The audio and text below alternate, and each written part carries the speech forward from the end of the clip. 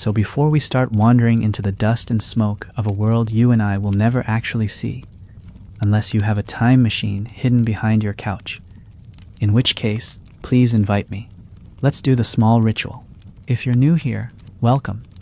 If you've been here before, welcome back, my fellow traveler through time. I'd like to ask you to hit that subscribe button so you can keep wandering the ancient world with me. And because I'm genuinely curious, tell me in the comments where you're listening from and what time it is for you right now. I love seeing people listening at midnight under blankets or in the middle of the day on their lunch break. Somehow it makes this storytelling feel like we're all gathered around one big prehistoric fire. Now get comfortable. We've got a few hundred millennia to cover tonight. Picture this. The year is roughly 300,000 years ago, though nobody walking around then has the faintest clue about years. The land is colder in many places because Earth is caught in one of its glacial rhythms. Massive ice sheets are creeping over parts of Europe, and the grasslands and forests are shifting like slow-breathing lungs between warm and cold seasons. You're not going to see shopping malls or paved roads. Of course, what you'd see instead are endless stretches of wild terrain, rivers cutting through valleys, herds of ancient animals grazing in the mist, and no sound of engines, just wind, bird calls, and the occasional distant roar of something very large that might decide your lunch. And somewhere in that raw silence, small bands of humans are moving. Your ancestors, or maybe cousins of your ancestors, carrying stone-tipped spears, talking in voices that are strange yet familiar. The people you'd meet here aren't quite cavemen in the cartoon sense. No comical fur shorts or clubs. We're talking about Homo heidelbergensis, and in some regions, very early Homo sapiens. These were tall, strong humans, with brains nearly the size of yours, capable of planning hunts and making complex tools.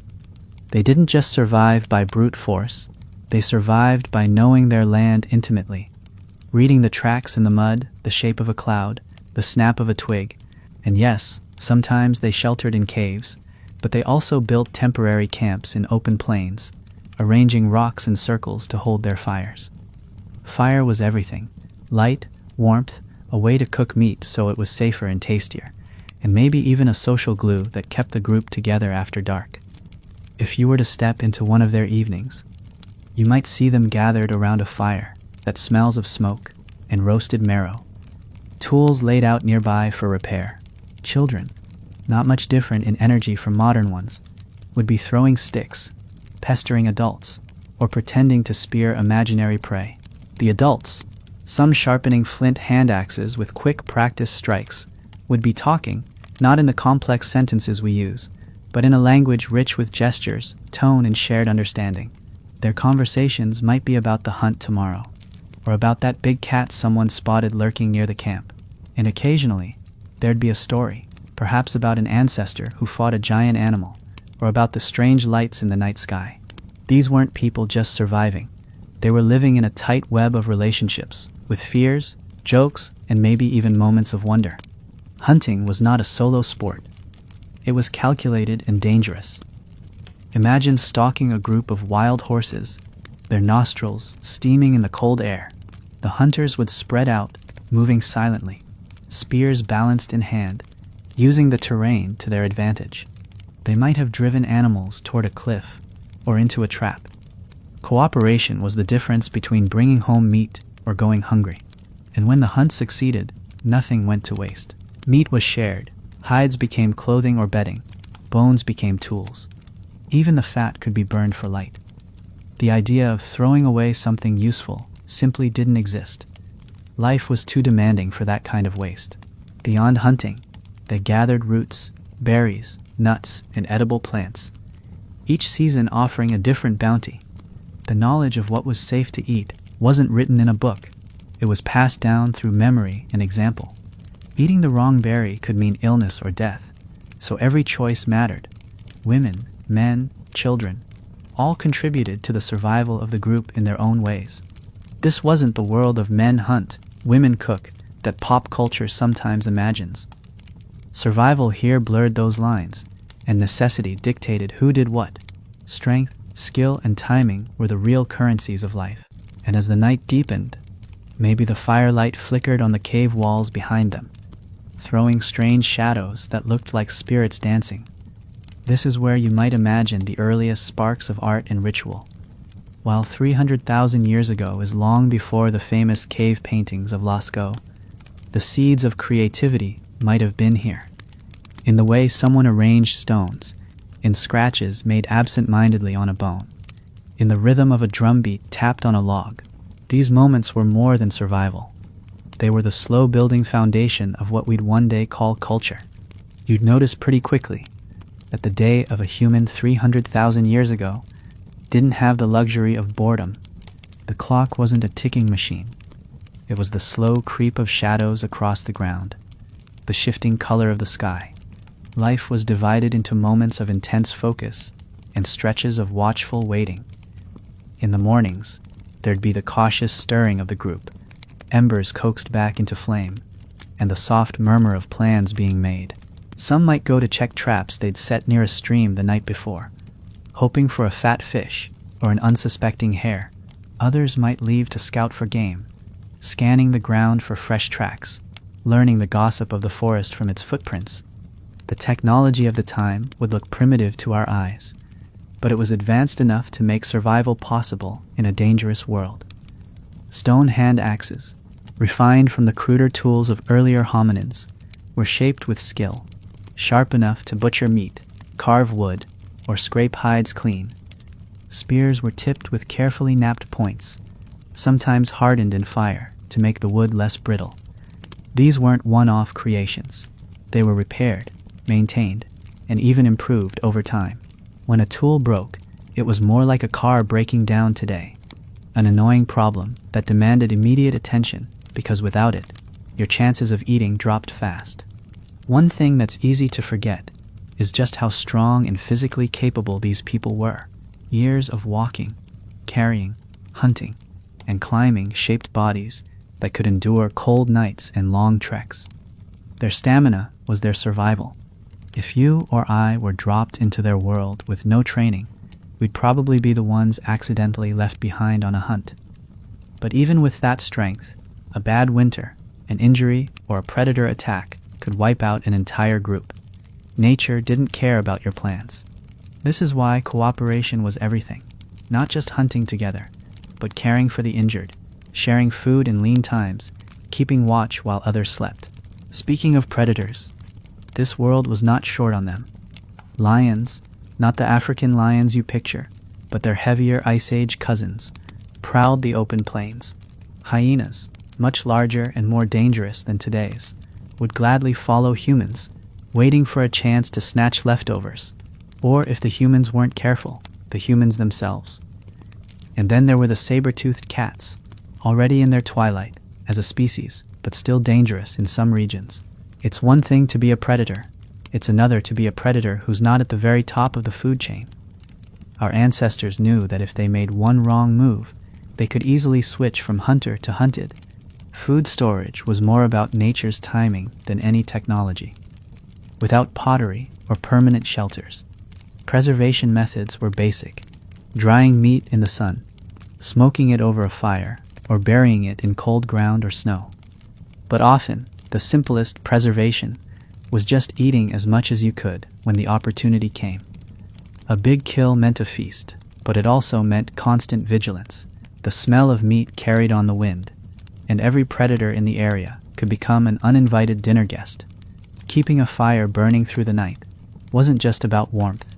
It was a glowing, smoky warning sign that said, "This is ours. Approach at your own risk." Evenings weren't all tension and survival, though. The time after a successful hunt could turn almost relaxed. Stomachs full, the group might gather in a circle, with some lying back to watch the stars, maybe pointing at patterns and giving them names no one today will ever know.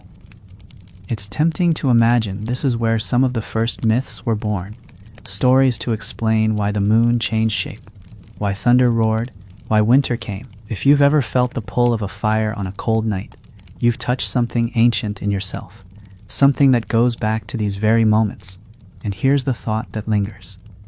For all their differences from us, maybe in those quiet hours, They were just as human as we are. Imagine you're following one of these small human groups on the move. They aren't wandering aimlessly.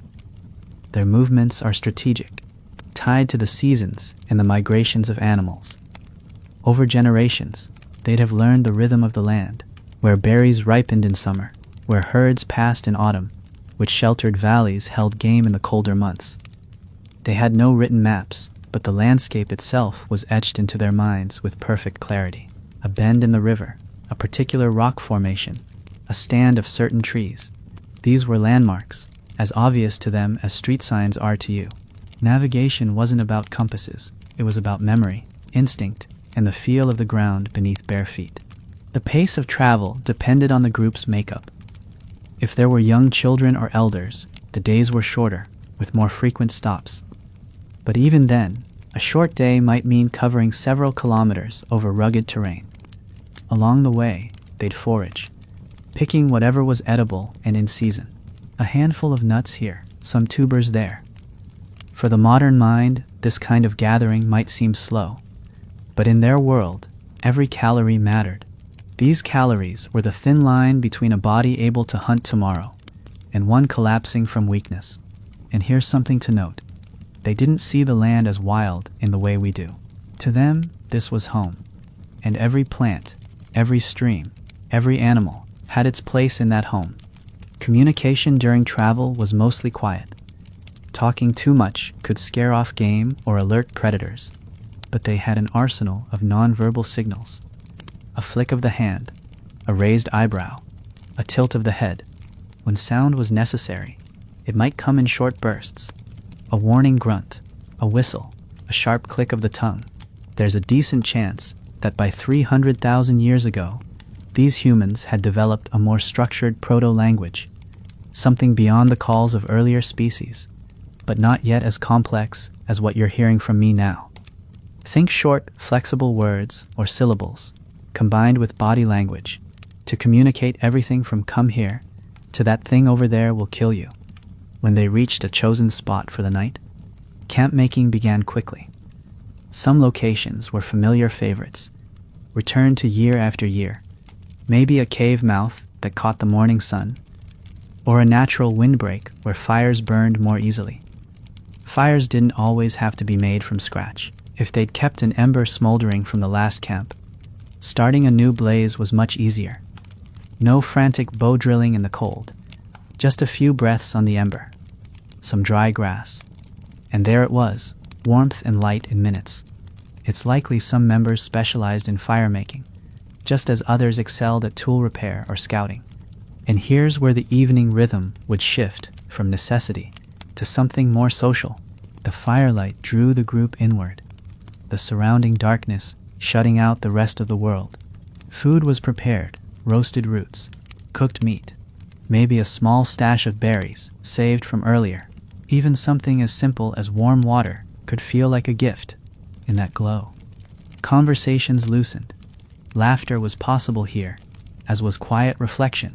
They might sharpen tools, but they might also carve patterns into bone or wood, with no clear purpose other than the act itself. That carving could be idle doodling, or it could be a symbolic gesture we'll never fully decode. But the fact that they did it at all says something. Creativity was already in the human blueprint. The night could bring beauty, but it was also when danger came closest. Predators knew the value of darkness, and even a well-fed hyena would investigate the smell of food. So there was usually someone awake, perhaps taking turns, feeding the fire and listening for trouble. These night watchers became the silent guardians of the group, scanning the shadows, ears tuned for the wrong kind of rustle. For them, sleep would come later, when the horizon began to pale and the night's threats faded back into the wild. By the time dawn crept over the horizon, the group would already be stirring. The early light wasn't just pretty, it was opportunity. Animals were moving, the air was cool, and the day's work could begin before the heat or cold became oppressive. The fire would be coaxed back into a lively flame, both for warmth and for cooking. Whatever scraps of last night's meal remained. If they had any dried meat or stored fat, that might be eaten now for energy. alongside whatever edible plants could be found nearby. Mornings were also prime time for hunting preparation. Spears were checked, stone points resecured, and everyone who could contribute was assigned a role. On some days, the hunters might split into smaller groups, each following a different lead. One group might stalk a herd of grazing herbivores, while another might set traps for smaller game. These traps weren't elaborate pits, snares made from plant fiber, or simple deadfalls, but they could yield rabbits, birds, or other small animals that added variety to the diet. Small kills were valuable not just for the meat, but also for fur, sinew, and bones. Every piece of an animal had a use. Bones could be shaped into points or needles. Sinew became cord. Hides became clothing or bedding. It was a closed-loop system where nothing was waste, because waste could mean weakness, and weakness could mean death. Hunts for large animals were risky operations. Prey like horses, deer, or even young bison could feed the group for days. But these animals weren't docile. They were fast, strong, and perfectly capable of injuring or killing a human. Hunting often relied on driving prey into a disadvantage, toward water, into thick brush, or against a cliff. The coordination needed for such hunts hints at a level of planning and communication that's remarkable for this era. And there's a good chance the hunters didn't just act on instinct. They shared knowledge across generations about where and how to succeed. This was survival wisdom, passed down not in books, but in scars, stories, and repetition. When the day's hunt succeeded, the butchering began immediately. There was no time to drag an entire carcass back to camp, unless it was close by. Instead, they'd process the meat on the spot, working fast to avoid attracting predators. You can imagine the smell of fresh blood carrying through the air, a dinner bell for every carnivore in the region. Some of the meat might be cooked on site, both for immediate eating and to make it last a bit longer. Fire also made the meat easier to chew and digest, an important detail in a time when dental care was, well, non-existent. Broken teeth from chewing raw food could mean slow starvation later. Back at camp, those who stayed behind weren't idle. Gathering food, tending fires, repairing shelters, and watching over children were constant tasks. There might also be moments of crafting, shaping new stone tools from raw flint, for example. Flint knapping wasn't a casual skill. It took years of practice to strike just the right angle and pressure to produce sharp, usable edges without shattering the stone. Each strike was deliberate, and mistakes cost time and resources. The sound of knapping, sharp and rhythmic, would have been a familiar background noise in camp life. As the day wound down, there was often a period of relative calm, a chance to eat, rest, and prepare for the next day. But it's worth remembering that calm was always relative. Even during quiet evenings, the group remained alert to changes in the wind, distant sounds, or animal tracks found nearby. This wasn't paranoia, it was adaptation. The humans of 300,000 years ago lived in a state of constant readiness, not because they were nervous wrecks, but because the environment demanded it. This awareness, honed over countless generations, was part of what kept them alive, and ultimately part of what led to us being here to talk about them now. By now you might be picturing them as tireless, always in motion, always alert. And that's true in a way, but there were also stretches of stillness, long pauses dictated by weather, injury, or the waiting game of the hunt. These people knew how to be patient. If the wind shifted in the wrong direction during a stalk, they didn't push their luck. They'd crouch in silence for as long as it took, muscles aching, letting the land reset. This patience wasn't laziness. It was a survival strategy. Acting at the wrong moment could mean no meat for days. It's a kind of discipline modern life rarely asks of us, except maybe in the middle of a painfully slow internet connection. While hunting and foraging dominated their priorities, there were other aspects of life that bound the group together. For example, caring for the sick or injured. Archaeological evidence suggests that even hundreds of thousands of years ago, humans tended to their wounded. Bones have been found with signs of healing that wouldn't have been possible without support from others.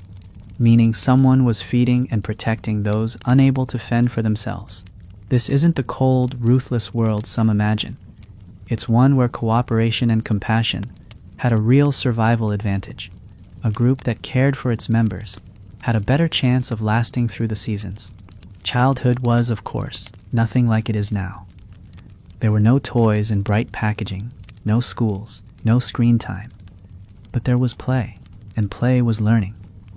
Young ones imitated the adults, throwing small sticks as practice spears, mimicking the process of tool-making with safe stones, shadowing the older hunters on short trips. Play wasn't just entertainment, it was training for a world that demanded competence early. A child who couldn't pull their weight by adolescence was a liability, and the harsh truth was that liabilities didn't always survive long. Still, in the safety of camp, laughter and curiosity existed alongside the seriousness of survival. The environment 300,000 years ago could shift quickly, and humans adapted as needed. If a drought set in, they might move closer to rivers or lakes, even if it meant risking encounters with crocodiles or hippos. In colder periods, they might seek out south-facing caves or rocky shelters that caught the sun. The ability to read subtle signs in the land, changes in plant growth, the absence of animal tracks, a shift in bird calls, meant the difference between finding resources and finding only trouble. This kind of observation was second nature to them, as automatic as glancing at your phone today. Evenings sometimes brought the unexpected. A sudden stampede of startled animals could mean predators nearby. A new smell on the wind might hint at another human group in the area. Not always a welcome discovery. Encounters between groups could range from cautious exchanges to outright conflict. Resources were limited, and competition could turn violent. Still, it's likely there were moments of cooperation too. Shared hunts, exchanged mates, or traded tools. These interactions, tense as they might have been, were part of the slow, complex web of relationships that shaped human evolution. And always, as night drew its blanket over the land, the fire became the center of everything. It wasn't just light and warmth. It was security, it was comfort, and maybe it was magic. There's something about a flame that draws the human mind inward. Around it, they might share the day's successes, warn of dangers, or simply sit in companionable silence.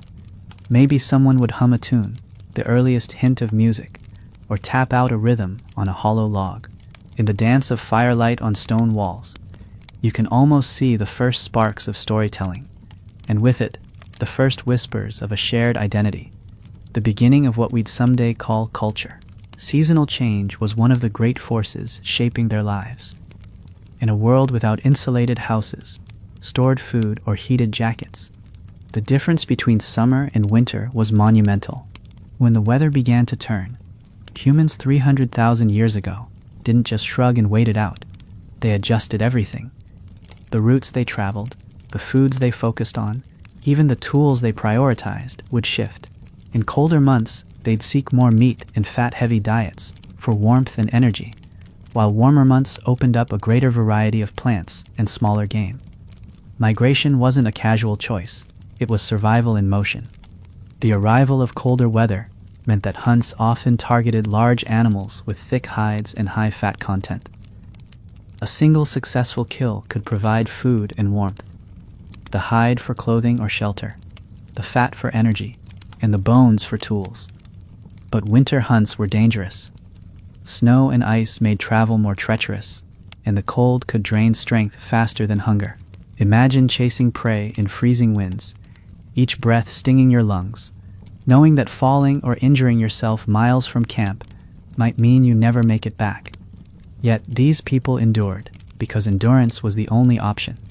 Warm seasons were, in some ways, easier, but they brought their own hazards. While plant life flourished, so did disease-carrying insects, and predators became more active. The warmer months also meant more competition with other animals, not just for hunting, but for gathering. Berries and nuts were just as appealing to birds and bears as they were to humans, and with longer days, there was more time to work, which meant longer hunts, longer foraging trips, and longer hours keeping watch over camp. The balance between rest and work wasn't always in their favor. This constant shifting of activity with the seasons created a natural rhythm to life. Certain areas became predictable stops in their annual cycle, places they knew would yield resources at specific times. These seasonal routes, passed down through generations, weren't written anywhere, but they were memorized in detail. It's not hard to imagine an elder pointing toward a distant ridge, telling the younger ones, in whatever language they used, "When the leaves turn this color, follow that path. The deer will be there."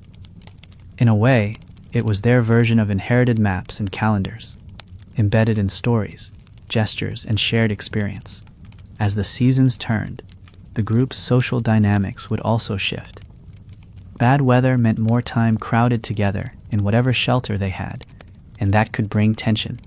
Disagreements over food distribution, space, or hunting strategy could spark conflicts. But they also had to find ways to smooth over disputes quickly. Holding grudges in such a small group could be dangerous for everyone.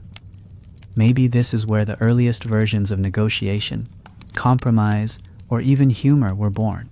After all, a well-timed joke can do wonders to ease the strain.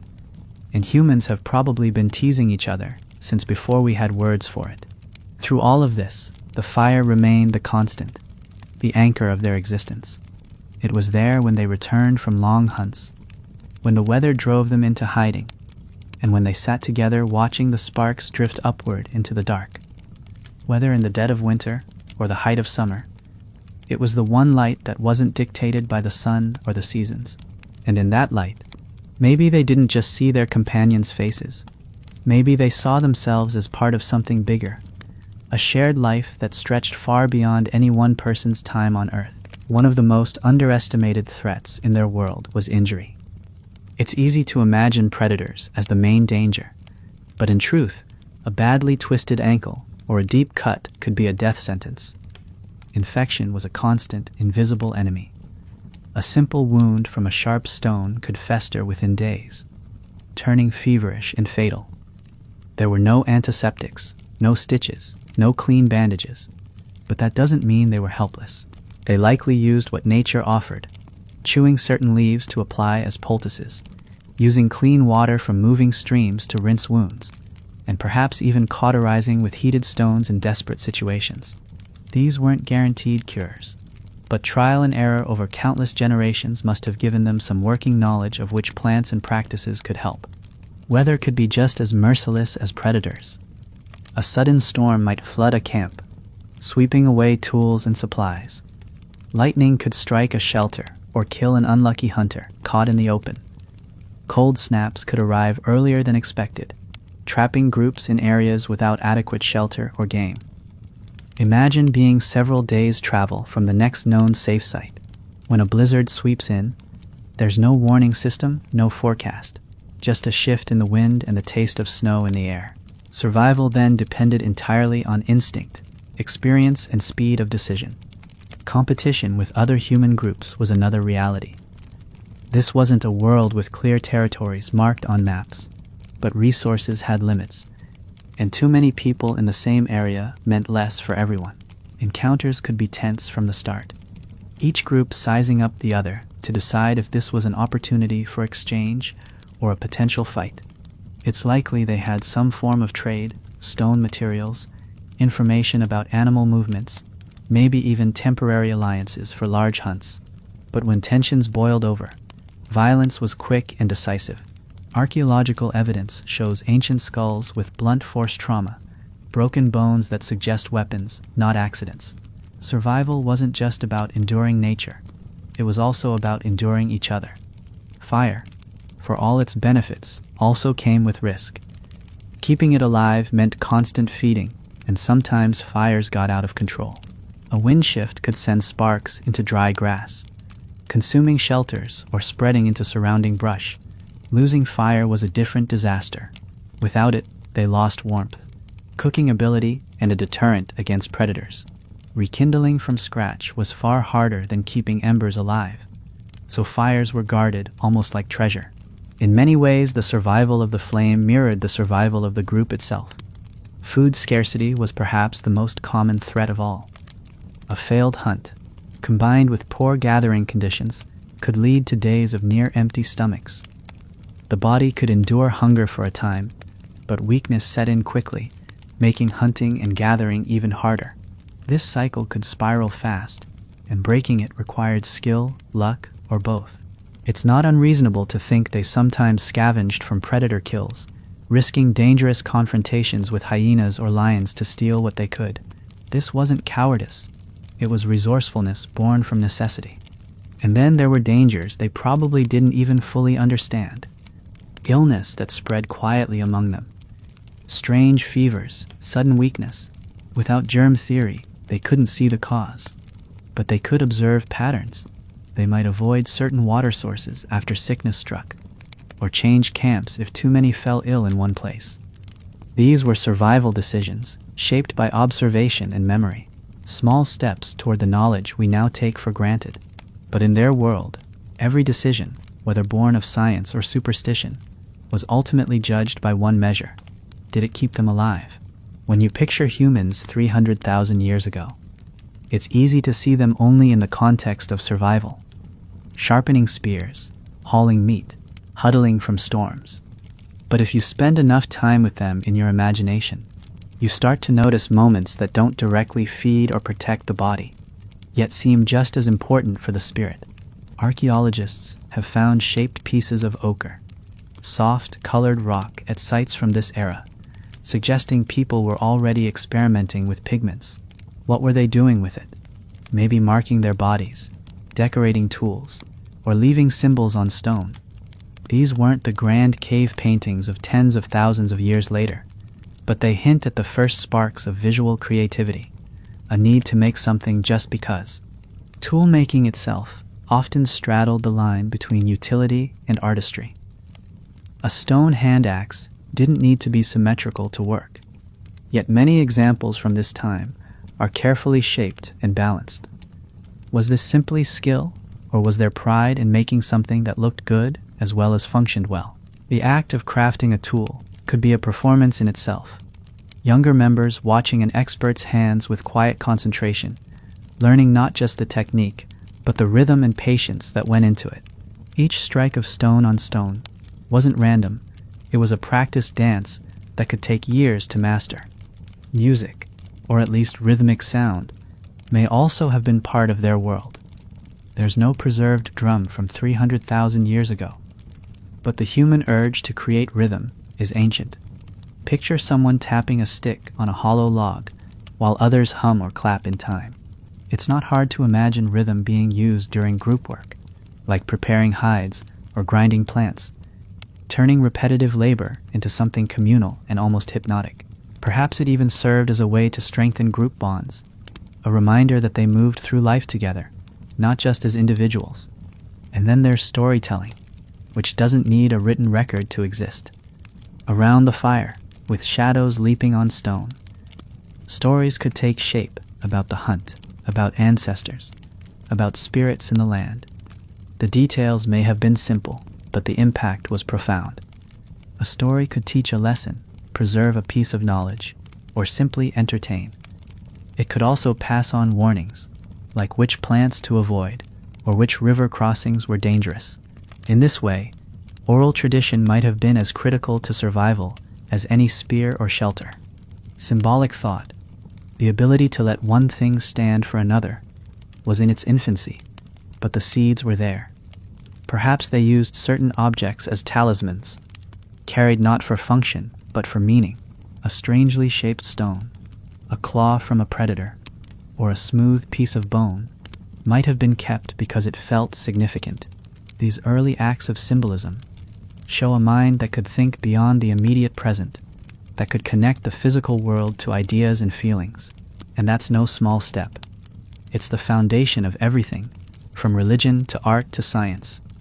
In these expressions, the marks on ochre, the shaping of tools, the beat of a rhythm, the telling of a tale, we see the beginnings of what makes us human in the fullest sense. It's not just about making it through the day. It's about making meaning out of life. And once you start looking for those signs, you can't help but wonder how much of yourself you might recognize in them if you sat by their fire for a single night. A human group 300,000 years ago was small by our standards, maybe 20 to 30 individuals, sometimes fewer, depending on the environment's resources. In such a tight-knit circle, everyone's life was deeply intertwined. You couldn't disappear into anonymity. Your actions and choices mattered to the group's survival. Roles weren't fixed like in a rigid hierarchy, but there were patterns. Those with sharper eyes might be better scouts. The most skilled hunters often taught the next generation. People with deep knowledge of plants and weather might guide foraging and movement. And elders, even when their physical strength waned, carried the invaluable role of memory, the living libraries of where to find water in a drought, or which animal tracks signaled danger. Kinship likely formed the foundation of the group, but that didn't mean everyone was directly related. Marriages, or whatever equivalent bond existed, may have been exchanged between neighboring groups to avoid inbreeding and to strengthen alliances. These connections could mean the difference between finding refuge in hard times and facing starvation alone. Still, not every interaction with outsiders was friendly. Trust had to be earned, and suspicion was a healthy default when the wrong encounter could end in violence. Daily life was threaded with cooperation. Sharing food wasn't just generosity, it was insurance. Today's hunter might come back empty-handed. Tomorrow's might succeed. Mutual aid smoothed out the harsh unpredictability of survival. But cooperation didn't mean constant harmony. Tensions were inevitable, whether over resource distribution, disagreements about when to move camp, or personal conflicts. Without modern systems of conflict resolution, disputes had to be settled quickly. Sometimes with a sharp word, sometimes with a physical fight, and sometimes with quiet avoidance until tempers cooled. Child rearing was communal to some extent. While a child's mother would have been the primary caregiver, others in the group likely helped, whether carrying the child during travel or sharing food. This alloparenting approach, where multiple adults assist in raising the young, is seen in many traditional societies and likely has deep evolutionary roots. It ensured better survival odds for both mother and child, and allowed parents more freedom to participate in hunts or gathering. This shared responsibility also reinforced bonds between members, making the group feel more like one extended family. Partnerships, whether long-term or temporary, were probably practical as well as emotional. A capable partner could increase your survival odds, share in child rearing, and provide backup in conflicts. But affection, attraction, and jealousy were likely part of the mix too. Those emotions aren't recent inventions. It's not hard to imagine glances exchanged across the fire, quiet conversations during foraging trips, or the sting of seeing someone choose another. Love and rivalry would have existed right alongside cooperation and loyalty, shaping the social dance of camp life. At the heart of it all, relationships were the glue that held these groups together in a world that gave them no safety net.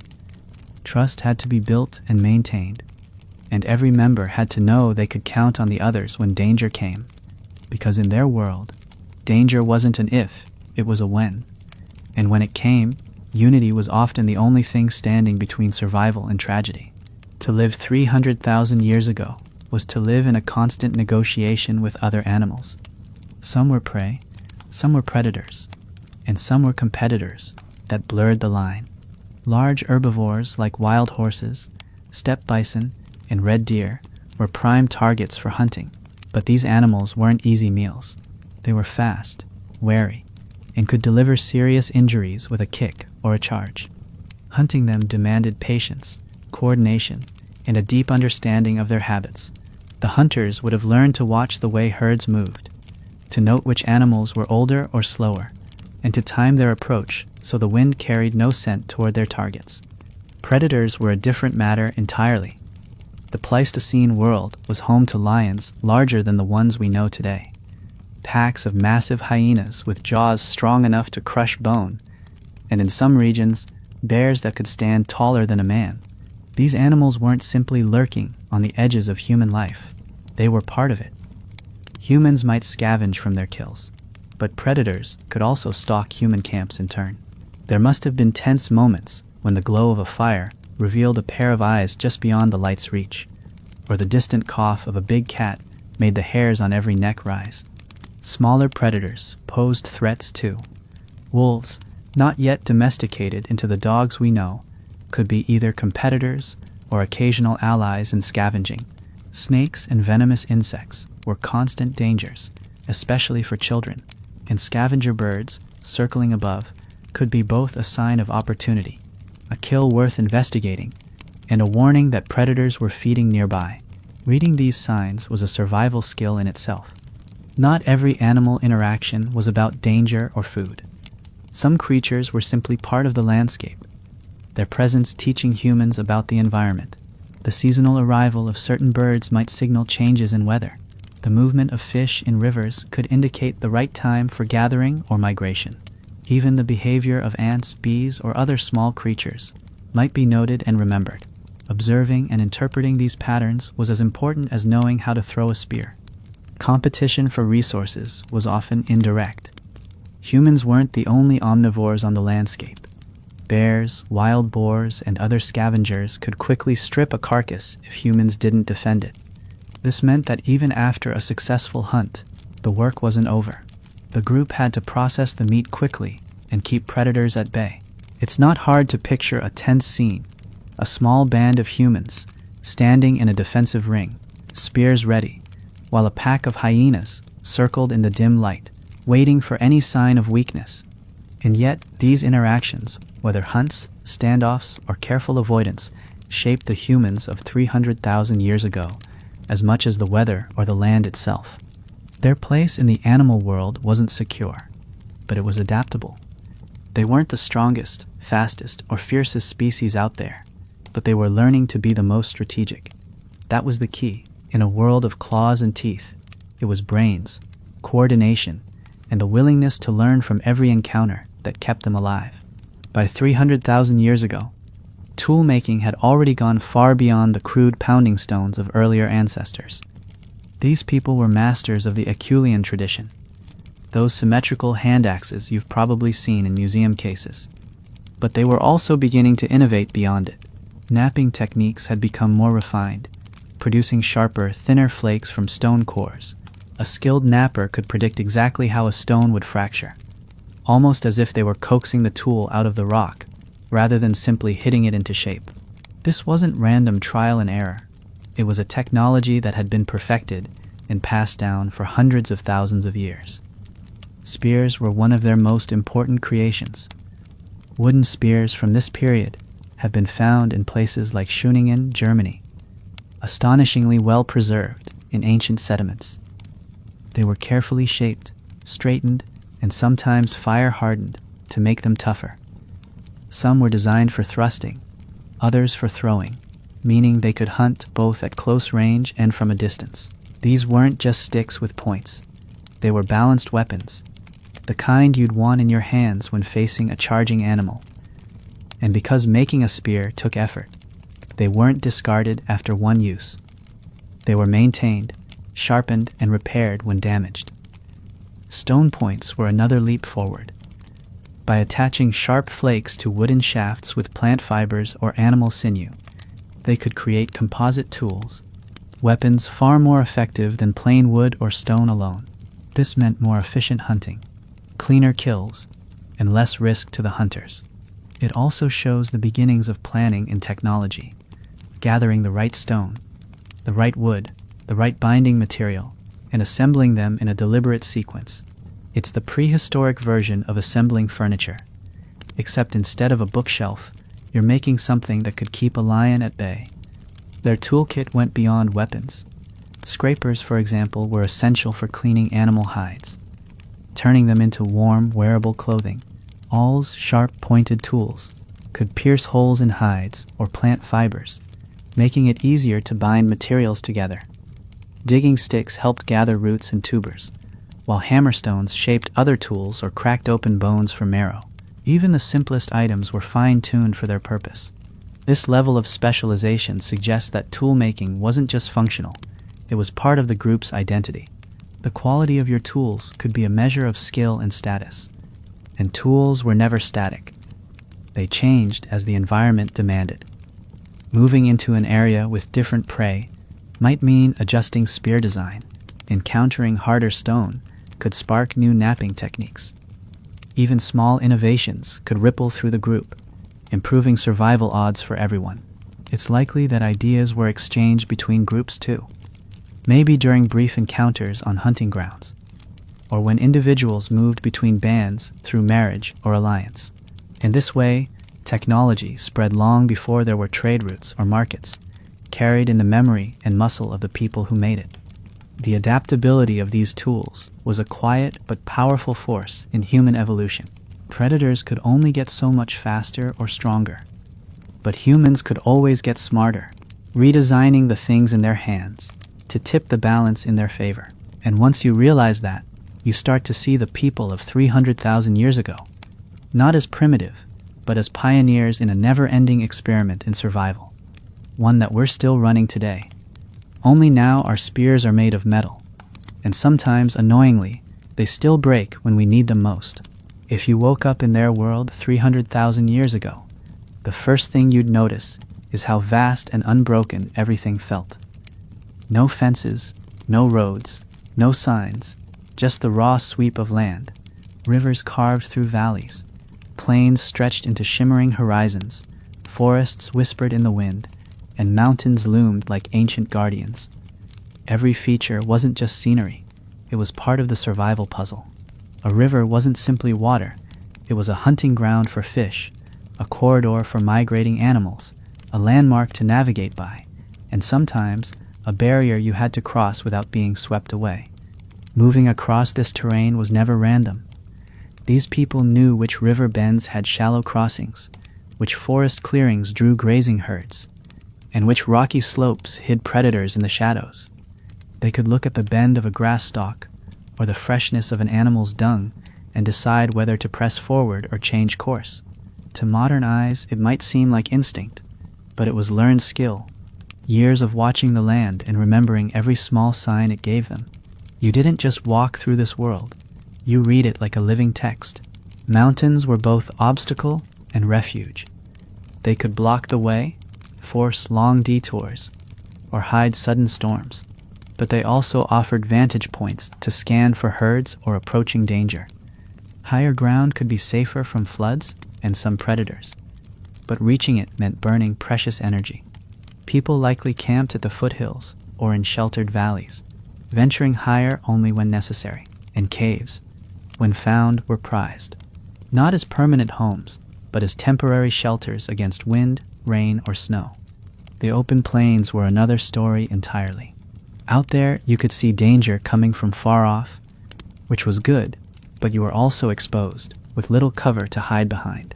Plains were the highways of the animal world, where herds migrated in great numbers. Hunting on these open stretches meant mastering stealth in an environment with nowhere to hide, using dips in the land, tall grass, or the element of surprise from an unexpected direction. And the same openness that let you spot prey also meant predators could spot you. Forests brought their own challenges. They were rich with plant food and smaller animals, but the density of trees could turn an ambush into a matter of seconds.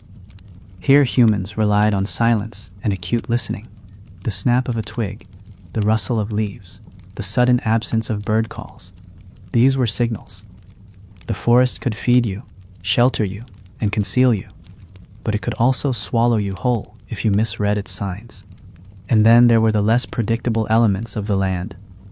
Seasonal floods that turned flat ground into marsh, landslides that reshaped hillsides, droughts that turned waterholes into cracked earth.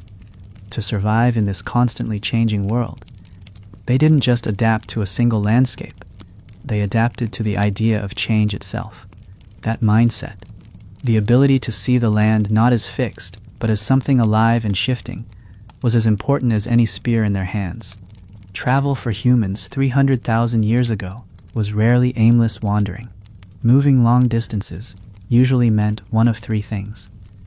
The seasons were changing, and resources were shifting.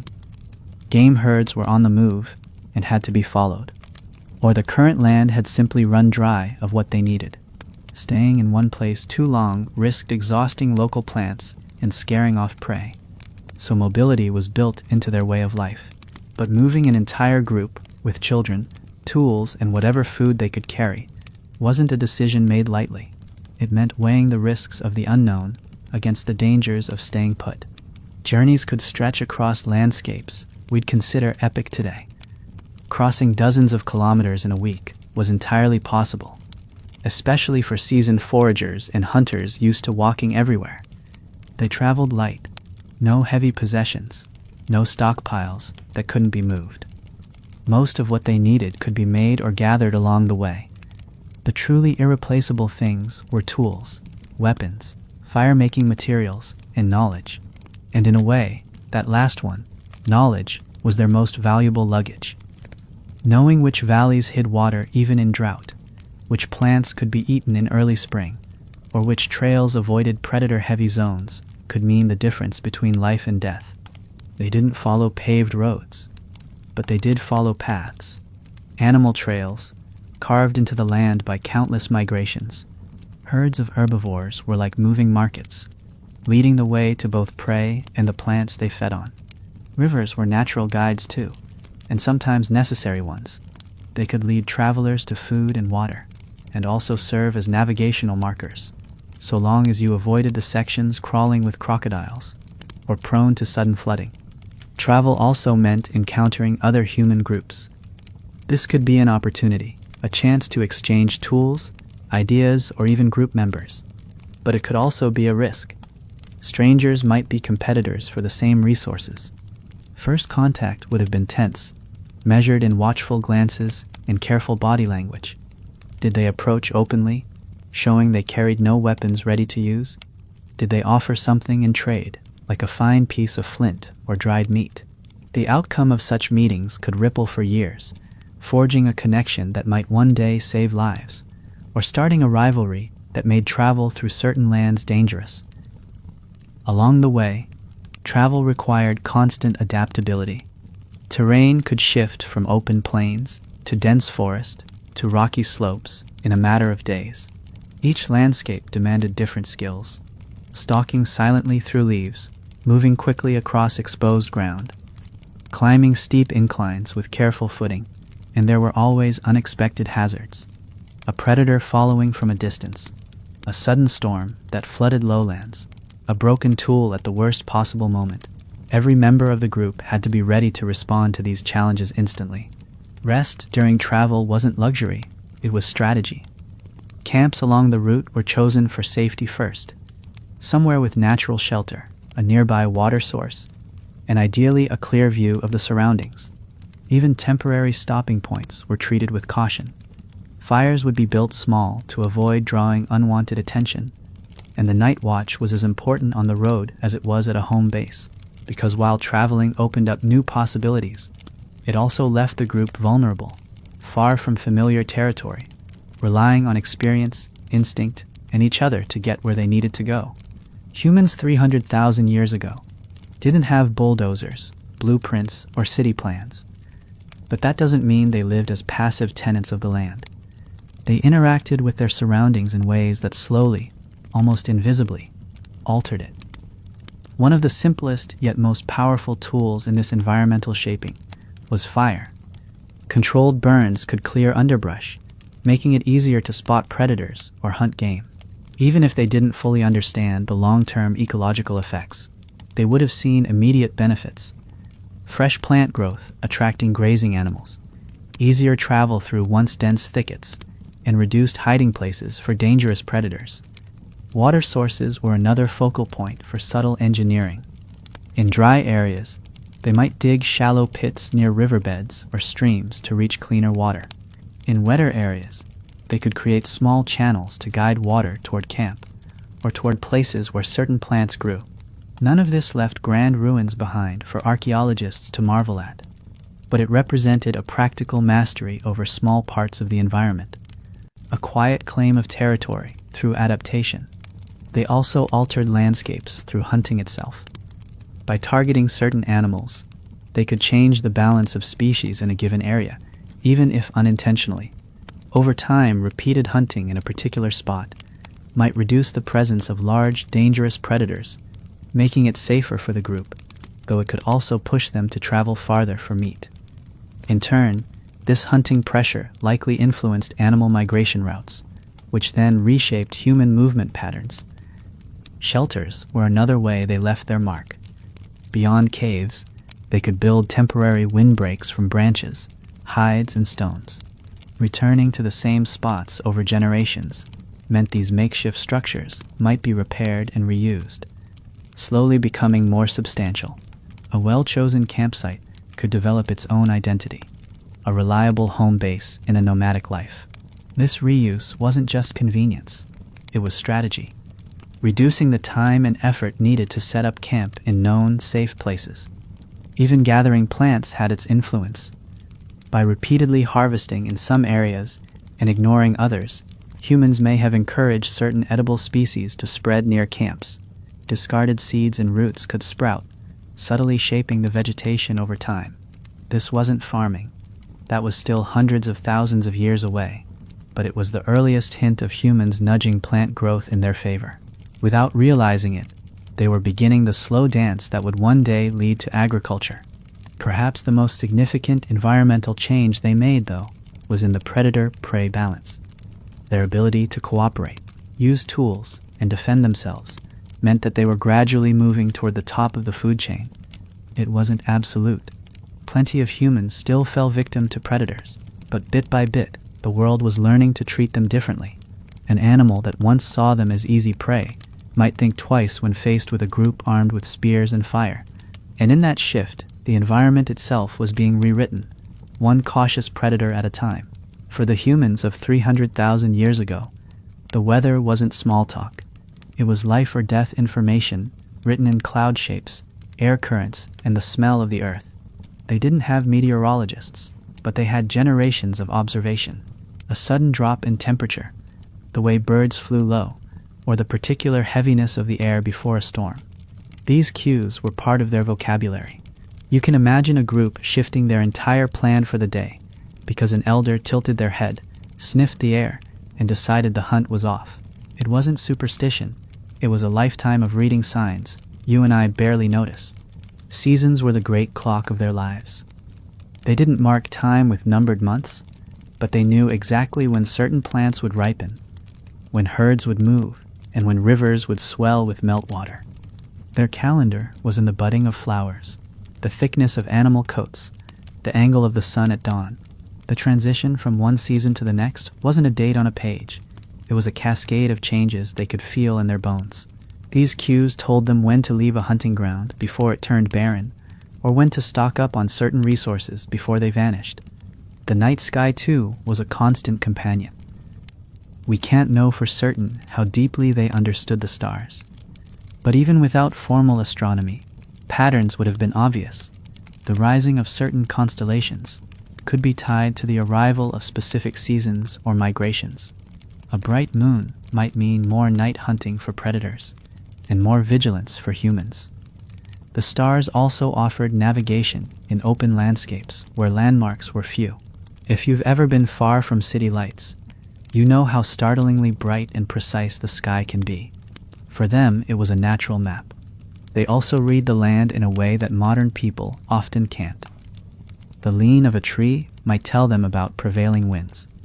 The spread of certain plants might signal nearby water. Animal behavior was another indicator. Frogs going silent, ants building taller mounds, or birds gathering unusually in one place could all mean a shift in weather or the approach of danger. These weren't random observations. They were cataloged in memory, tested through experience, and passed down in small lessons embedded in daily life. The senses they relied on were tuned differently from ours. They could hear the difference between a distant branch breaking under a predator's weight and one snapping in the wind. They could smell rain hours before it arrived, or sense the faint mineral tang of a nearby water source. These perceptions weren't magic.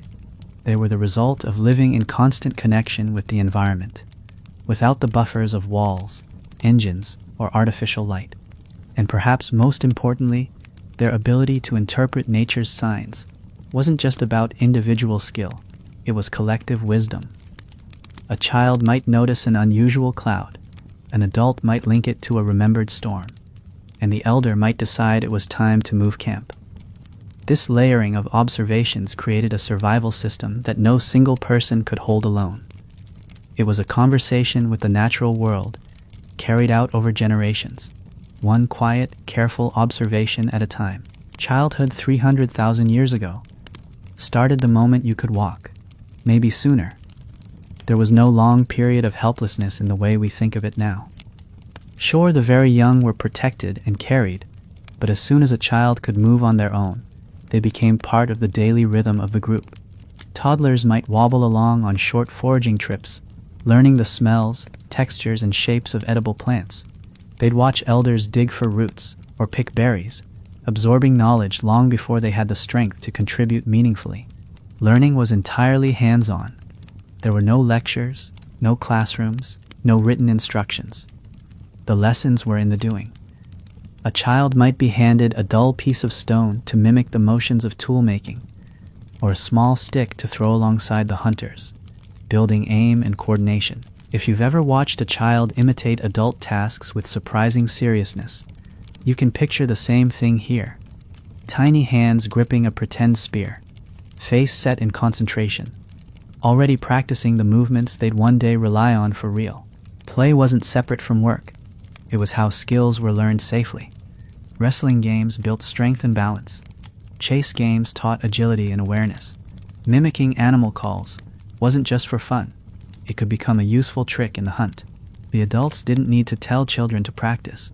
The natural curiosity and desire to imitate made it happen. And because every pair of capable hands mattered, there was encouragement for any skill that seemed promising. Discipline in this world wasn't about punishment for small infractions. It was about survival. A child who wandered too far from camp could be lost to predators or simply never found again. Rules about where to go, when to stay silent, or how to behave during hunts weren't negotiable. These boundaries were enforced through stories, warnings, and sometimes a sharp word or gesture. Fear wasn't used lightly, but it was a tool when necessary. After all, the cost of disobedience wasn't a timeout. It could be death. Older children, maybe in their early teens, were already active participants in group work. They might join hunts in supporting roles, driving game toward the main hunters, or take on independent gathering trips for small game and plants. By this stage, they were expected to pull their weight, not out of cruelty, but because the survival of the group depended on everyone contributing. In some ways, the transition from child to adult was more of a sliding scale than a single moment. Responsibility increased steadily until you were simply treated as a full member of the group. But for all its dangers, childhood here wasn't joyless.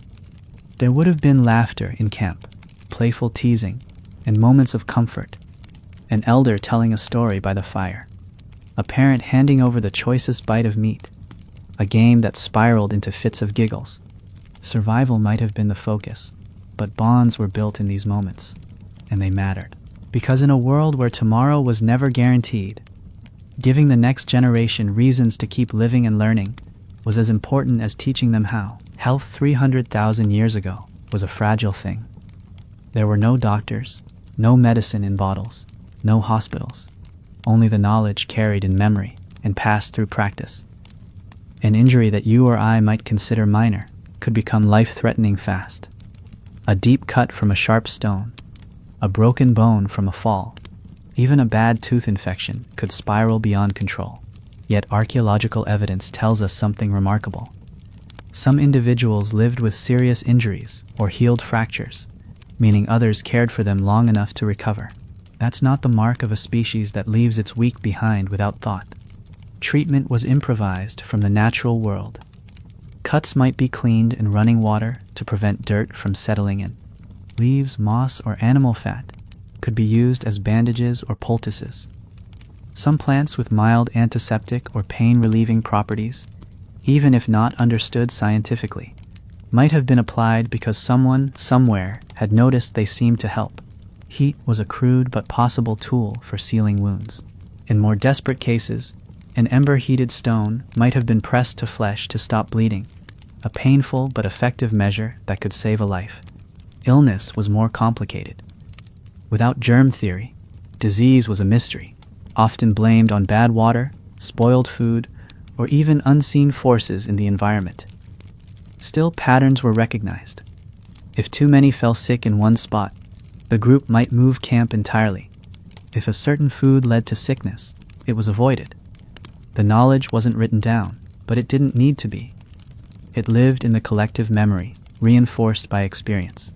Survival in these conditions meant constant trial and error, and every hard-learned lesson was one you didn't forget. Some injuries couldn't be fixed, but they could be accommodated. A skilled hunter with a damaged leg might take on more tool-making. Someone with poor eyesight might become an expert in fire tending or food preparation. The group didn't have the luxury of wasting a capable mind or a willing pair of hands just because the body wasn't at its peak. Adaptation wasn't just environmental, it was social. Death was a constant presence. Even with care, some injuries and illnesses were simply too severe. The way these early humans responded to death is still debated, but there's evidence suggesting deliberate placement of bodies in certain spots, and possibly even covering them with earth or stones. Whether this was a form of protection from scavengers, a practical act, or the earliest stirrings of ritual is hard to say, but it shows that death wasn't treated casually. Losing a member meant losing knowledge, skills, and a piece of the social fabric.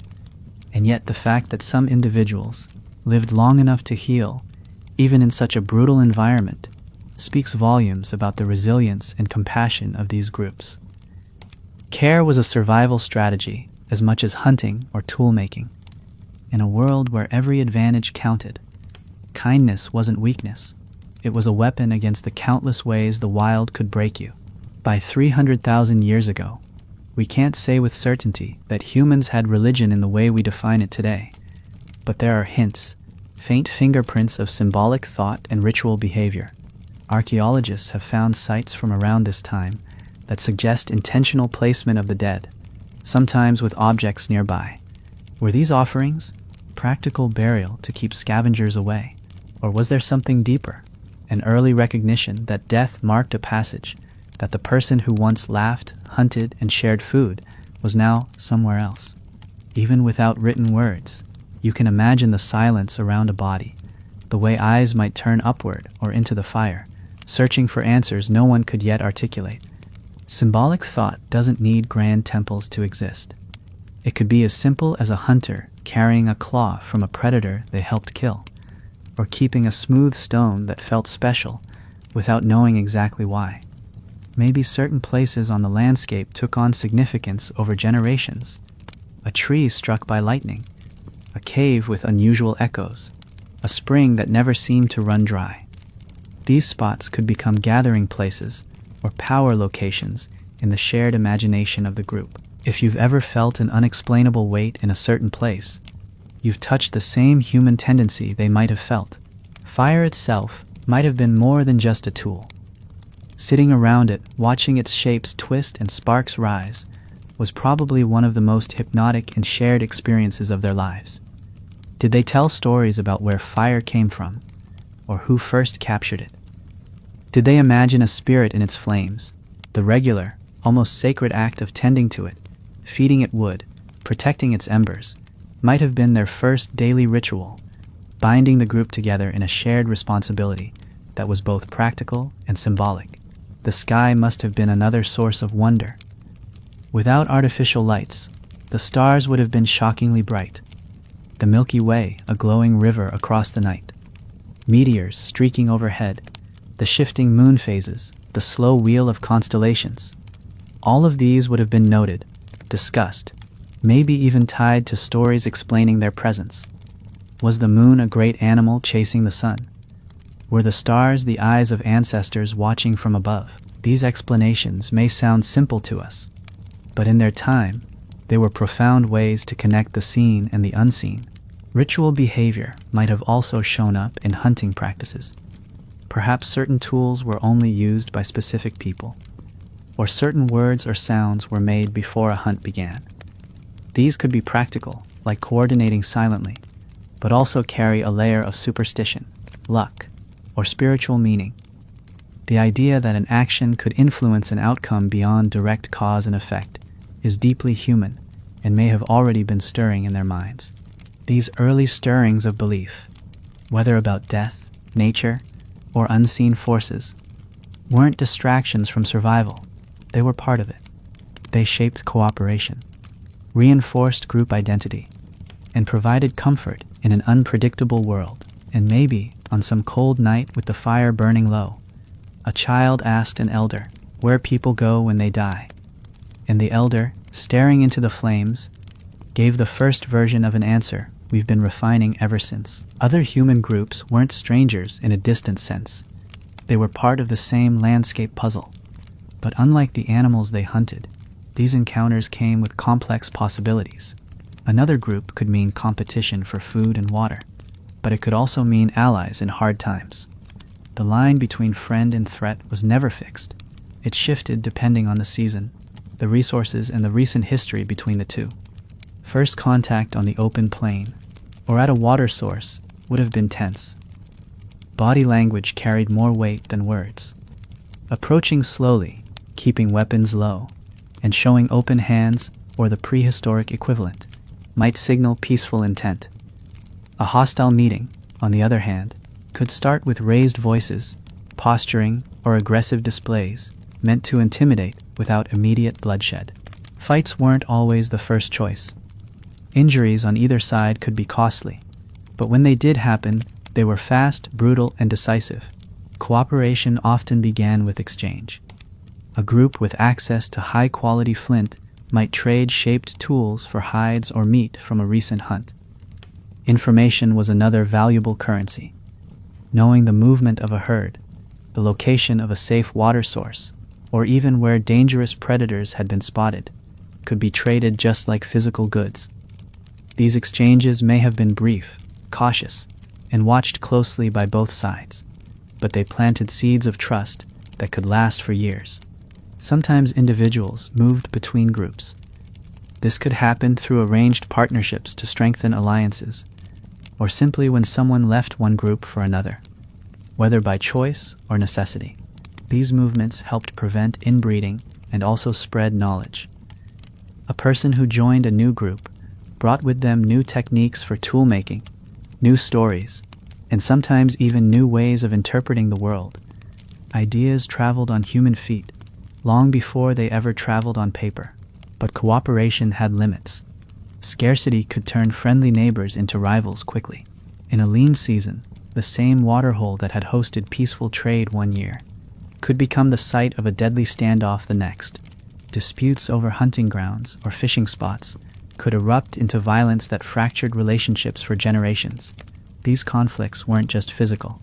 They reshaped travel routes, resource strategies, and even the stories groups told about one another.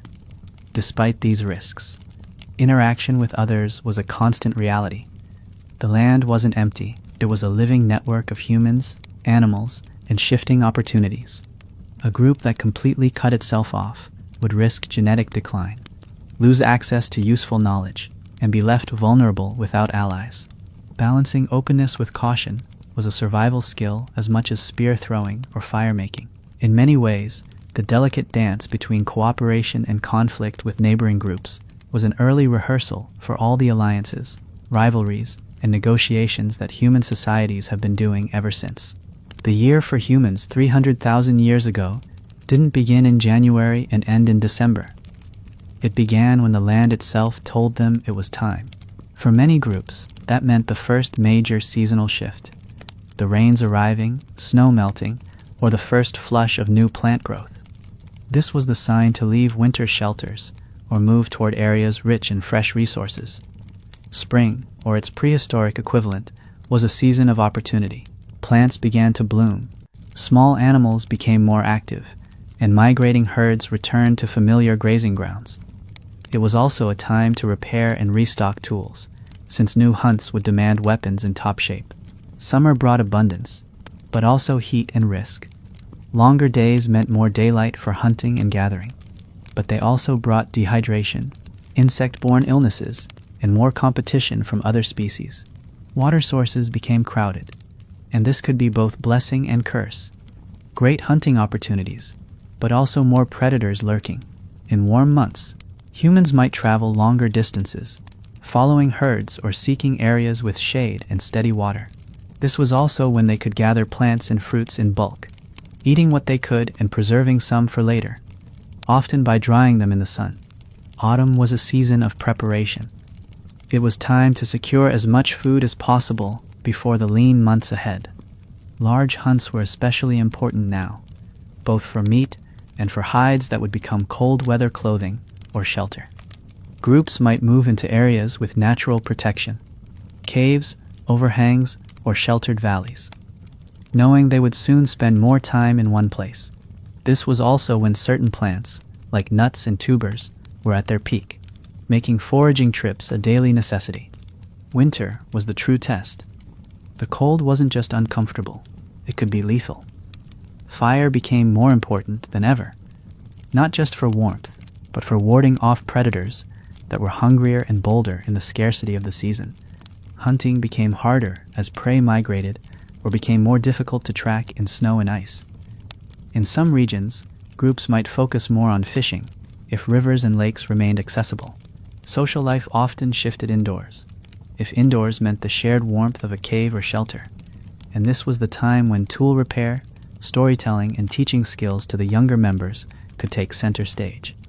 Through this annual cycle, movement patterns became traditions. Certain places were visited at the same time each year because the resources were reliable. The knowledge of when and where to move wasn't written down. It was remembered and taught, generation after generation. Forgetting a key migration route or misjudging the season could mean disaster, so these patterns were woven into the group's identity. In many ways, the year was less about counting days and more about hitting these natural checkpoints in the right order. And of course, no year was exactly the same. Unexpected droughts, storms, animal migrations, or encounters with rival groups could disrupt even the best laid plans. Flexibility was as important as tradition. The humans of 300,000 years ago lived in a constant balance between the predictable cycles of the land and the unpredictable events that could upend them at any moment. Their survival depended on honoring both, trusting the rhythm of the seasons, but always being ready to dance to a different beat when the world demanded it. Before the sun even breached the horizon, someone was awake. Not because they enjoyed early mornings, but because the fire needed tending and the camp needed guarding. In the pale blue of pre-dawn, the night watch might quietly feed the embers, coaxing them back into a flame while scanning the shadows for any late prowling predator. The camp still smelled faintly of last night's meal, a smell that could attract scavengers, so vigilance was constant. Slowly, the rest of the group would stir, stretching limbs, checking tools, murmuring short exchanges about the plan for the day. The morning began with immediate needs, eating what was left from the night before, or gathering quick, easy food nearby. A handful of berries, a few roasted roots, dried meat if they had it. Children might tumble around the camp while older members prepared for the day's work. For hunters, that meant checking the straightness of spear shafts, sharpening points, and deciding who would go and who would stay. For gatherers, it meant collecting baskets, digging sticks, and heading toward known patches of edible plants. Even in the early hours, the division of tasks was deliberate, shaped by who was strongest, fastest, or had the best knowledge of the land that day. By mid-morning, the camp had emptied into smaller groups. Hunters moved with calculated quiet through grasslands or along riverbanks, eyes scanning for fresh tracks or signs of grazing animals. Gatherers followed familiar routes, stopping to inspect plants, uproot tubers, or listen for the call of birds that might lead them to fruiting trees. Those left behind tended to the young, repaired shelters, and kept the fire alive. For some, the middle of the day also meant checking traps set the day before. A rabbit or a small bird could be a welcome addition to the evening's meal. The afternoon could swing between calm and chaos. A successful hunt might mean the hunters returned early. the heavy work of butchering beginning while there was still light. Or the hours could stretch into long, tense tracking, the hunters pushing on despite the heat, or the threat of running into predators. For the gatherers, the day's bounty might depend entirely on the season. In some months they could return with baskets overflowing, in others with barely enough to share. Regardless, everyone's return to camp was marked with the same habit, scanning the surroundings for movement before stepping into the safety of the fire's glow. Evening was the social center of the day. The fire was fed until it burned bright. Meals were cooked, and the group gathered in close. Children were fed first, and the adults followed, often eating with deliberate slowness, both to savor the food and to stretch it if the day had been lean. This was also the time for conversation, planning, and sometimes teaching. An elder might demonstrate how to strike flint or tell a story about a hunt from years past. Laughter could ripple through the group just as easily as silence could settle when danger was discussed. Nightfall brought a final tightening of the circle. The camp became quieter, with most settling to sleep close to the fire, their bodies curled against the cold. The watch was organized, 1 or 2 people awake at a time, shifting through the hours. They listened for the snap of a twig, the soft pad of paws, the distant howl of wolves. In the darkness beyond the fire's reach, the rest of the world moved on. Predators hunted, winds shifted, stars turned. But within that small ring of light, the group had carved out a fragile island of safety until dawn came again. First and foremost was the ability to find food in almost any environment. That meant knowing which plants were edible, which were poisonous, and which were safe only after preparation. This knowledge wasn't instinct. It was taught, memorized, and tested over years. You needed to be able to tell the difference between a root that would fill your stomach and one that would stop your heart. And when hunting, it wasn't just about throwing a spear. You had to track animals, understand their habits, read their droppings, and anticipate their movements based on wind and terrain. Fire making was another core skill, and it wasn't as simple as striking a match. Depending on the season and the materials at hand, it could take patience and expertise. To coax a spark into a flame, you'd have to know which woods burned hot, which produced too much smoke, and how to build a fire that would last through the night without constant feeding. And if you were traveling, carrying an ember wrapped in dry material was sometimes easier than starting from scratch. But that too required careful handling. Tool making demanded precision and practice. Flint knapping was dangerous. A bad strike could send a razor-sharp shard into your hand or eye. You had to choose the right stone, angle your blows just so, and create an edge that could cut hide or meat cleanly. Then there was hafting, binding stone to wood with plant fibers or sinew, which needed a secure fit or your weapon would fail at the worst possible moment. These weren't disposable items. Every tool represented hours of labor and experience. Navigation skills were equally critical. Without maps or compasses, you navigated by landmarks, the position of the sun, and even the patterns of the stars. You'd know the smell of certain plants that grew near water, the way moss favored the shady side of rocks, and which valleys offered safe passage. Losing your bearings could be deadly, so a mental map of the surrounding land, updated constantly, was as essential as any physical tool you carried. Defensive skills were just as important as hunting ones. You needed to know how to spot a predator before it spotted you, how to move silently, and how to work with others to guard the camp. Sometimes survival meant fighting, but often it meant avoiding danger entirely. Reading animal behavior, recognizing the warning signs of aggression, and retreating before it turned into an attack. A well-timed withdrawal could be the smartest decision you ever made. And finally, there was the social skill set, the ability to work within the group, to share resources, to teach and learn, to resolve conflicts without splitting the camp. In a world where you relied on others for survival, getting along wasn't just nice, it was a survival skill. The most skilled hunter in the group was still vulnerable alone, and the quietest gatherer might hold the knowledge that kept the group fed in a hard season. Survival was a team sport, and the ability to fit into that team was as critical as any spear or fire. The Earth 300,000 years ago was no static backdrop. It was deep in the Pleistocene, a time when the planet swung between colder glacial periods and warmer interglacials. Even over the span of a single human life, these shifts could be felt. Winters growing longer, summers shorter, rainfall patterns changing, rivers swelling or drying up. Over generations, the changes could be profound. What had once been open grassland could turn to forest. A familiar river could carve a new path or vanish altogether. For a group whose survival depended on knowing the land intimately, this meant a constant process of relearning. A cooling climate might push humans southward, chasing warmth and more stable food sources.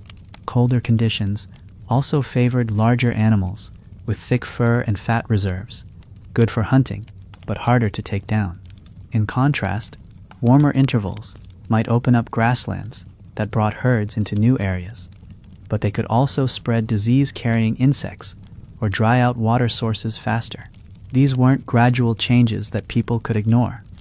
They were the kind of shifts that forced migrations, altered diets, and sometimes ended traditions that had worked for generations. Ice sheets in the north expanded and contracted over thousands of years, influencing sea levels and altering coastlines. What was once a fertile plain could become a flooded bay. A distant island could become accessible by land during low sea levels. These changes didn't just redraw the map, they redrew the opportunities and dangers that humans faced.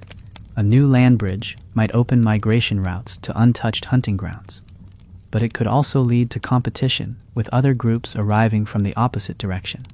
Drought was a particularly dangerous event in any climate phase. Without steady water sources, plant life would wither, game would migrate or die off, and humans would be forced to travel farther, often into unfamiliar territory. This could lead to more frequent encounters with rival groups, sometimes cooperative, sometimes violent. A few bad years in a row could reduce even a strong group to desperation, pushing them to take risks they might normally avoid. Floods were another threat. Seasonal rains could turn dry riverbeds into raging torrents in a matter of hours, sweeping away camps and supplies. Even those who had lived in the same region for generations could be caught off guard by extreme events. High water might strand people on higher ground for days, cut them off from food, or force them to navigate dangerous crossings. Adaptability was the only constant defense. Groups that survived these changes weren't necessarily the strongest or the fastest. They were the most flexible. They learned to shift diets when certain plants vanished, to track new migration patterns when old ones failed, and to abandon even the most familiar territory when the land stopped giving what they needed. This flexibility wasn't just practical, it became part of their culture. A readiness to move, to try new strategies, and to face the unknown without freezing in place. The humans of 300,000 years ago didn't leave behind cities, books, or monuments. What they left us instead are scattered fragments, bones, tools, fire pits, and the occasional preserved footprint in ancient mud. It's not much, considering the vastness of their lives, but to archaeologists, it's a treasure map. Each find is a clue, and putting them together is like reconstructing a story from only a handful of pages. The difficulty, of course, is that those pages are scattered across continents and buried under layers of time. Stone tools are among the most common artifacts, and they speak volumes. Hand axes, scrapers, and spear points tell us about their hunting strategies, their craftsmanship, and even their preferred raw materials. Sometimes the shape of a tool reveals a technological leap, a subtle improvement that meant a sharper edge or a longer-lasting point. The distribution of these tools can also show us their travel patterns, trade routes, or the size of their range. Bones, both human and animal, carry their own stories. Human remains can reveal height, build, injuries, and signs of disease. Healed fractures tell us about care for the injured, while worn teeth can show the kind of diet they had. Animal bones, especially when found with cut marks, reveal what they hunted, how they butchered, and which parts of the animal they valued most. Sometimes, piles of bones in certain patterns hint at butchering sites or shared feasts. Fire sites, often identified by layers of charcoal and burned bone, are windows into daily life. They show us where they gathered, cooked, and warmed themselves. Burned plant remains can even tell us which species they used for fuel or food. A single ancient hearth can condense an entire moment of their lives. The smell of roasting meat, the flicker of flames against stone, the murmur of voices in the night. And then there are the rarest finds. Footprints, preserved in places like hardened volcanic ash or ancient mudflats. These are haunting because they're so personal. A footprint isn't just a tool or a bone. It's the direct imprint of a moment when someone stood, walked, or ran. It can show stride length, speed, even if they were carrying something heavy. Sometimes multiple sets of prints tell a small story. A group traveling together, a child running ahead, an elder walking more slowly behind. These traces are fragile, easily lost to erosion, development, or simply the slow grind of time. Every discovery is precious because it fills in one more detail in a picture we'll never fully see. We'll never know the names, the jokes, the fears, or the dreams of these people. But through their stone edges, fire-darkened earth, and steps frozen in ancient ground, we catch glimpses of them as more than shadows. We see them as human. When we look back at the humans of 300,000 years ago, it's tempting to think of them as distant, primitive figures. But the truth is, they were us, just at an earlier chapter in the same book. They laughed, they worried, they made plans and mistakes. They worked together and sometimes against each other. They faced a planet that could turn on them in an instant, yet they found ways to endure, to adapt, and to keep moving forward. That instinct, to survive and pass something on, is the same one that brought you here today. Their tools and fires were humble compared to our satellites and skyscrapers, but in their time, they were nothing short of revolutionary. Every time they chipped a sharper edge from stone, every time they tamed fire to cook food and push back the dark, they were taking the first steps toward the vast, complex world we inhabit now. Without their quiet, patient work, there would be no cities, no art, no science, and no one here to tell their story. It's easy to forget that we still carry their legacy in our bones, our hands, and our minds. The way we gather with others, the way we learn by watching and imitating, the way we read the weather without thinking, all of these are echoes from their world. Even our love of stories, of sitting together and sharing words by the light of a glowing source, whether it's a fire or a phone screen, is part of the same thread they began to weave hundreds of millennia ago. And maybe that's the most important connection. For all the changes in technology, landscape, and culture, we're still doing what they did. We build, we adapt, we protect those we love. We chase opportunities and face risks. We pass our knowledge forward, hoping it will help someone else survive just a little longer. In that way, the distance between their world and ours isn't so great after all. So the next time you sit by a campfire, or even just watch a candle flicker in a dark room, think about them. Picture those early humans gathered close against the night, the firelight dancing in their eyes, telling each other about the day's hunt or the strange lights in the sky. They didn't know it, but they were starting something that would stretch across hundreds of thousands of years, all the way to you, right here, right now.